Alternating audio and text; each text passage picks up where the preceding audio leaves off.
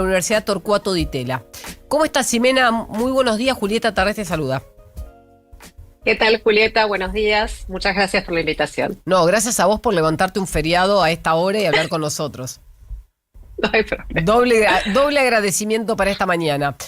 Estaba leyendo distintos informes respecto de este miedo que hay que la inteligencia artificial no solamente se quede con puestos laborales de personas que hoy trabajan en fábricas o en mundo corporativo, pero también ¿qué pasa con aquellos, por ejemplo, trabajadores que sí trabajan en tecnología que tienen el mismo temor?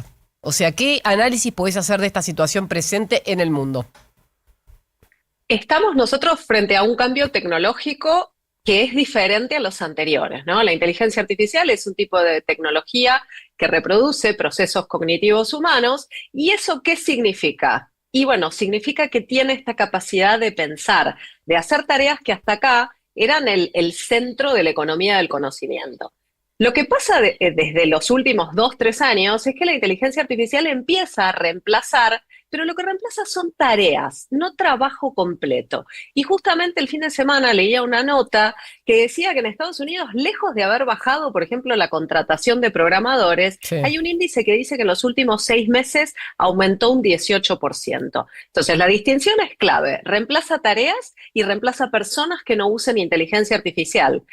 Sin embargo, no es que va a llevarse puesto todo el trabajo, sí lo cambia y lo transforma. Claro. Entonces vos decís, hay tareas que hoy no serían imposibles de ser sustituidas y después hay tareas que claramente son sustituidas por la automatización, es decir, son tareas mecánicas o tareas repetitivas, entonces hay no solamente la tecnología, sino una inteligencia superadora que hace la tarea, esa misma tarea que hace un humano, la hace más rápido.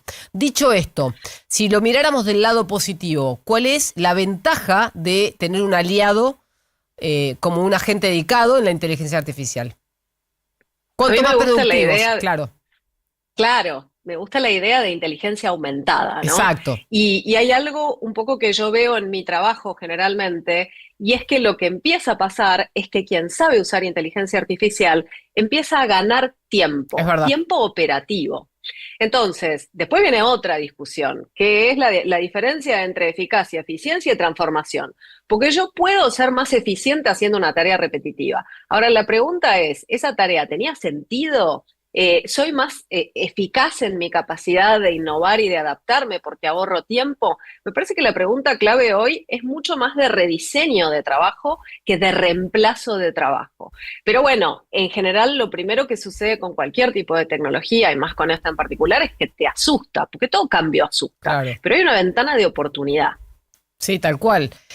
¿Ustedes qué tipo de trabajos están haciendo si es que hacen análisis en UTDT? ¿Y qué tipo de carreras hay hoy en la universidad, al menos en la Universidad de Di Tella, pero también me imagino que también pasa en otras universidades privadas y públicas, para ayornarse con esta nueva tecnología que mucha gente no la entiende? En mi caso en particular, yo doy clases en educación ejecutiva, con lo cual nosotros Claro, trabajamos con empresas. Si bien la universidad está en un proceso de transformación, hay nuevas ingenierías, hay carreras basadas en datos, sí. todo lo que tiene que ver con programas de formación para empresas empieza a incorporar la lógica de la inteligencia artificial a la tarea cotidiana. ¿Y a qué me refiero con esto?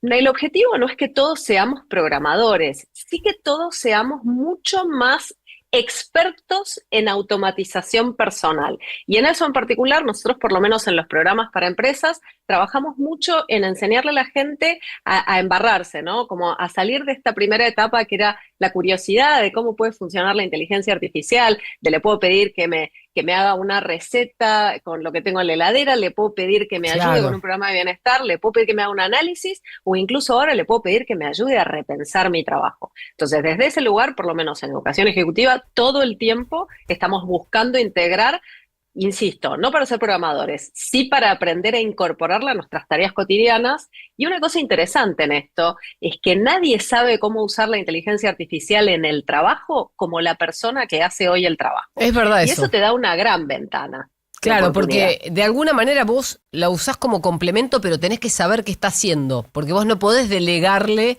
una tarea que es tu responsabilidad, porque la inteligencia artificial es muy inteligente, pero se puede equivocar. Sí, y no solo se equivoca, sino que además hay una condición clave. Quien tiene que tomar las decisiones de si el trabajo es de calidad o no es la persona que es dueña de la tarea. Claro, Porque la inteligencia artificial tiene ciertas características. Por ejemplo, lo hace menos ahora, pero la inteligencia artificial alucina porque está exacto. entrenada para ser agradable, para decirte, de hecho a todos nos pasa, vos trabajás con ChatGPT, por ejemplo, y lo que te dice es, qué buena idea, qué inteligente lo que aportás. Bueno, hay que entrenar hoy el pensamiento crítico, hay que desafiar la información que te da y sobre todo hay que validar que sea correcta. Bien, está bueno lo que decís. Cuando vos me decís que das clase en posgrado o en estudios superiores, me imagino que sería de maestría para arriba, ¿es un curso especial?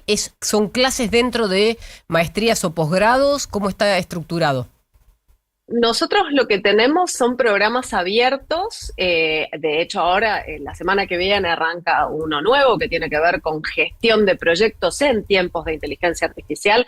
Hoy el desafío que tenemos es básicamente aprender a pensar, esto del pensamiento crítico aplicado.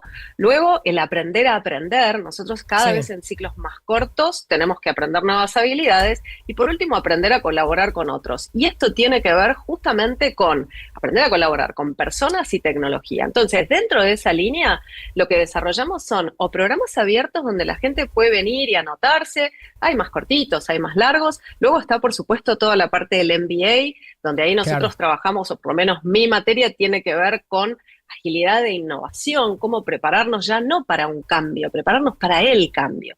Y hay muchos programas cortos y sobre todo la invitación para todo el mundo es animarse a probar cosas nuevas, ¿no? A trascender tu expertise y lo que te trajo hasta acá para realmente empezar a aprender cosas nuevas, desarrollar nuevas habilidades.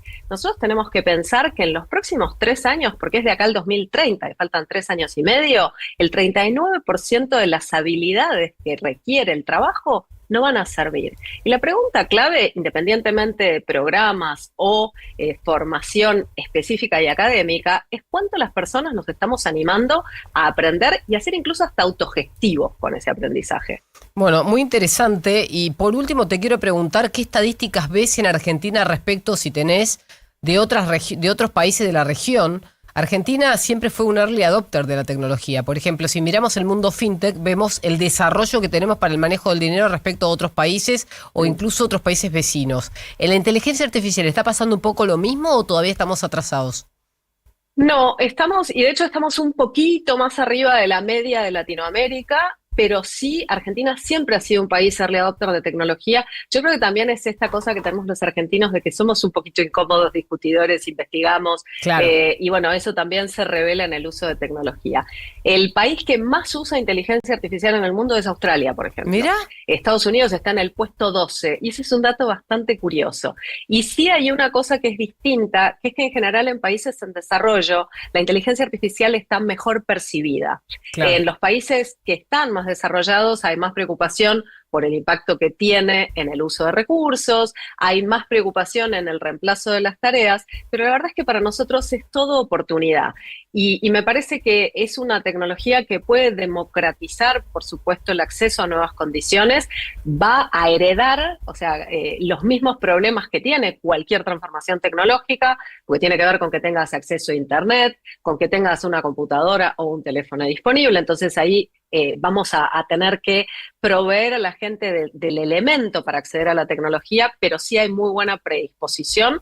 Estamos en el nivel de Latinoamérica un poquito más encima y con mucho para transformar trabajos y oficios. Tiene ese doble impacto. Excelente. Muchísimas gracias, Ximena, por el tiempo y por haberte levantado hoy feriado.